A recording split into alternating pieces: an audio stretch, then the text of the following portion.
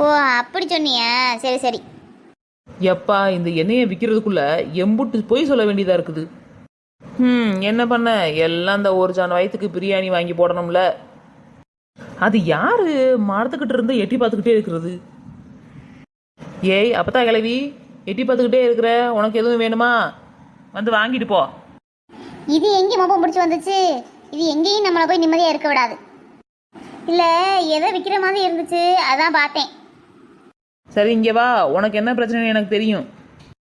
இந்த எண்ணெயை தேய்ச்சினா நீ சாகுற வரைக்கும் ஒரு முடி கூட நரைக்காது.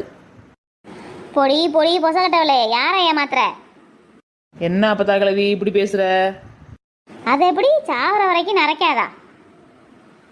யாராச்சும் காதில் பூ சுற்றிருப்பேன், அவன்கிட்ட போய் சொல்லு. இது என்ன, இது வியாபாரத்தையே கெடுத்துரும் போலையே. இங்கே பாரு கிளவி, இந்த எண்ணெயை தேய், ஒரு வாரத்துக்குள்ள